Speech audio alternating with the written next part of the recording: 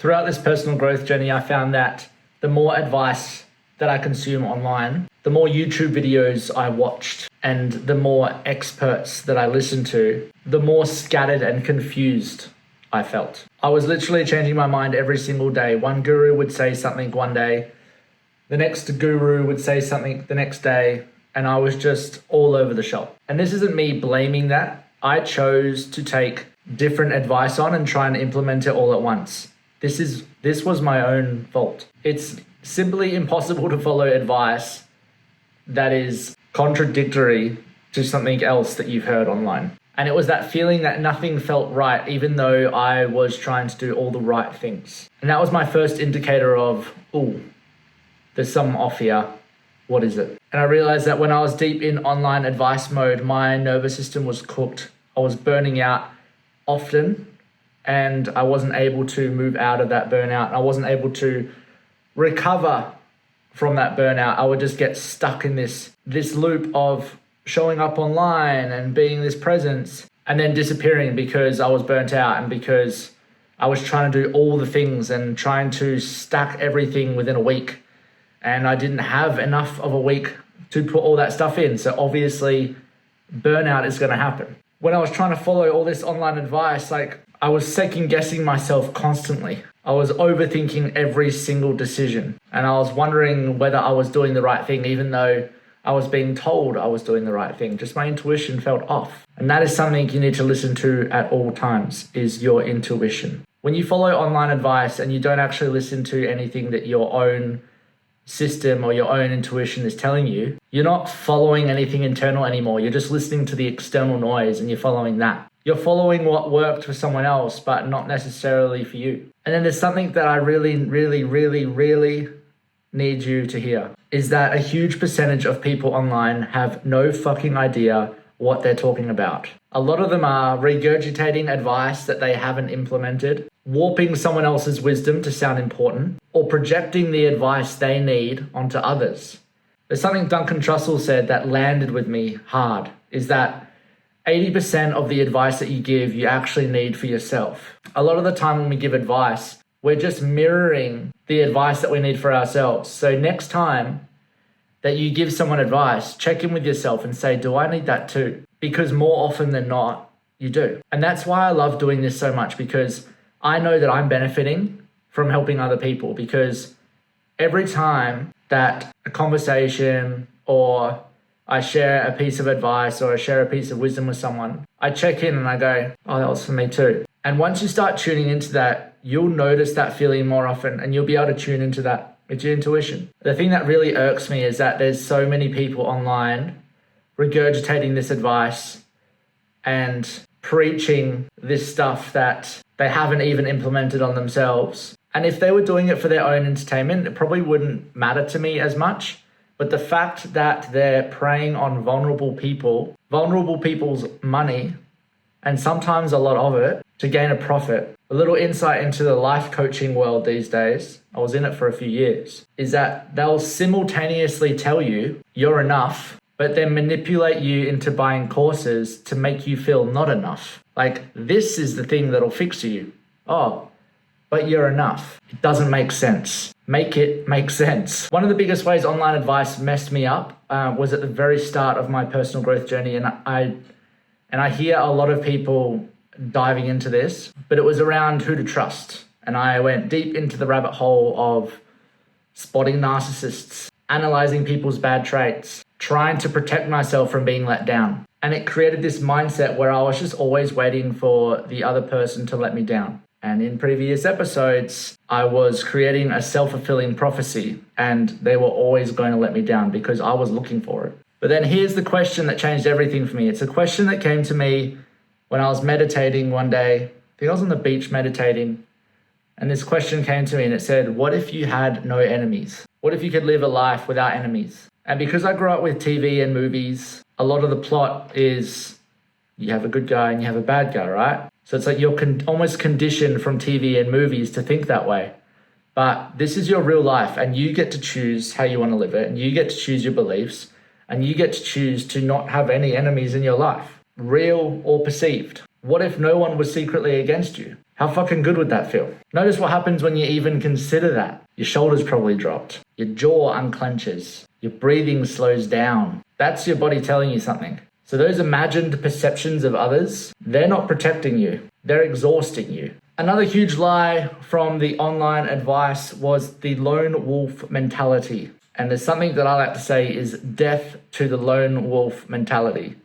It's dumb, it's stupid, it doesn't work, it runs you into burnout and you can never get out. Trust me, I've tried. Like the dumb advice, like disappear for 6 months, come back a different version of yourself, shut everyone out, focus on your goals. It's like, it's just gross. It's ick. It's like Andrew Tate-esque stuff. And I don't fuck with it. I don't vibe with it. That advice is bullshit because as humans, we are wired for connection. They did a 75-year study at Harvard University on what is the meaning of life. And they concluded that the meaning of life is to have meaningful connection in your life.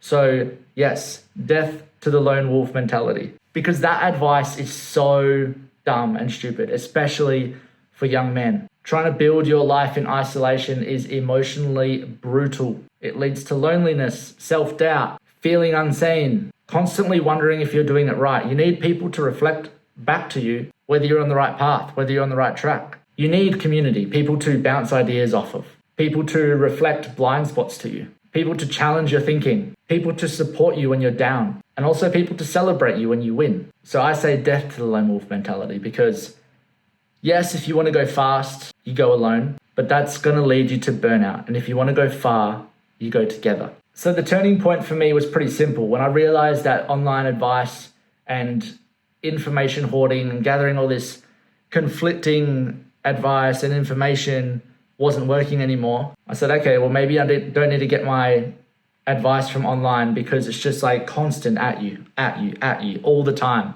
What if I started looking for my advice in real life conversations? And I don't mean the surface level shit, I mean like real conversations. Every time I had a real conversation, every time I had a conversation that lit me up, that I was like, okay, damn, this is juicy, I would clock it. And after that conversation, I'd go, okay, what was that conversation about? What did we learn? What did I learn? And what are the takeaways? Like, was there anything that stuck out to me a little bit too much that was like, hey, Jace, remember this piece of advice, remember this piece of conversation because you're going to need it. You're going to need to implement something using this bit of information. Because when you have real life conversations, you don't have them as often as you do if you were on the internet, getting all your advice, getting this information from here. It's more deliberate when you're in real life conversation. It's more intentional. It actually takes time. It's not quick and sharp and like all these quick dopamine bursts. You have to be present and gain something out of that conversation. And then here's what I also realized about real conversations is that it's not just two people having a conversation. It's two nervous systems interacting with one another. Because that's insane when you think about it. Like so much information is being exchanged. It's not just words, it's everything. You can feel the person's energy when they're standing in front of you.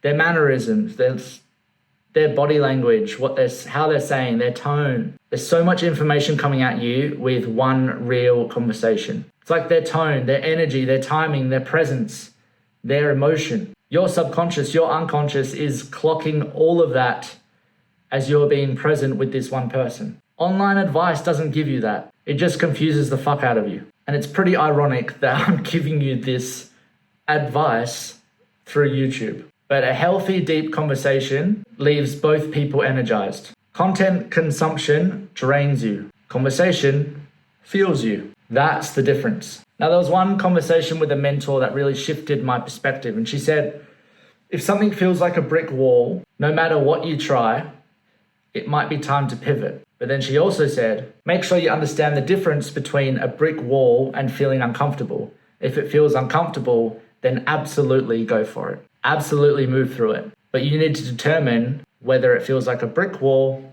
or feeling uncomfortable. If it feels like a brick wall, figure out what you need to do different. If it feels like an uncomfortable situation, then you move through it because on the other side of that is growth. On the other side of that is a lesson. And that was a real conversation that shifted a lot for me because learning to discern between those two has actually made me way more ruthless with the direction in my life. and a lot more confident. And that's the trick. I have to still stay aware because my ego is tricky and could disguise discomfort as a brick wall. And I'm well aware of that. And that's something for you guys to watch out too. Your ego will try and manipulate you in a way to keep you protected. It's extremely smart. Now I want to talk about the constant doom scrolling. And this is something I'm working on getting out of myself because constant scrolling trains us not to sit with the boredom. And boredom is underrated as fuck because boredom creates space, and space is where creativity shows up. When everything is fast, optimized, and content driven, we lose depth, patience, true creativity, and emotional connection to what we're currently building. That's why when you step away for a while, for example, if you go on retreat and you make it one of your priorities to not be on your phone for too long, you will always come back itching to create because you give the space to yourself to actually feel into it. And if you're currently feeling like stuck or you're feeling a bit like tightly wound, I 1000% recommend you to go to a retreat that includes like breath work, yoga, ice baths, saunas,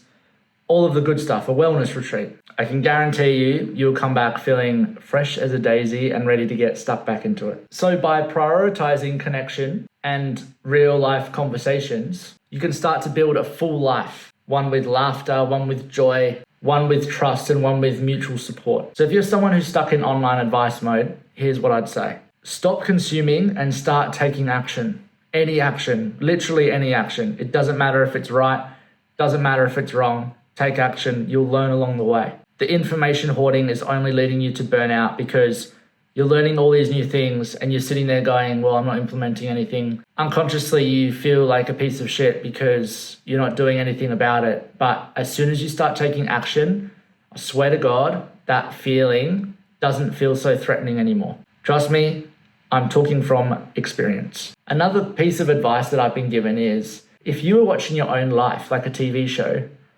what would the audience be screaming at the screen right now? What would they be screaming at the screen, yelling at you to do? It's so obvious. Just do that thing. It's so obvious. But we're stuck there on the couch on our phone, like, scrolling on our phone. Come on, do better. Take action. And if you know that action is going to make you feel uncomfortable, even more reason to take that action. You will feel so much better afterwards.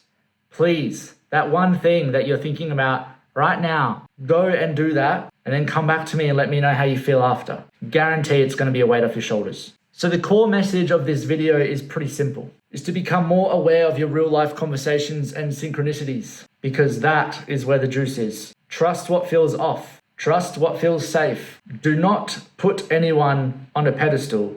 I repeat, do not put anyone on a pedestal because all growth doesn't come from someone fixing you. It comes from you simply showing up in community, in conversation, in real life. That's where the clarity lives. So if this resonated, then subscribe to this channel. And if you want to join a like-minded community of creators who are all on the personal growth journey, doing the same thing, then join the school community below, Friends Who Create. It's a space for creators to build and connect with other creators.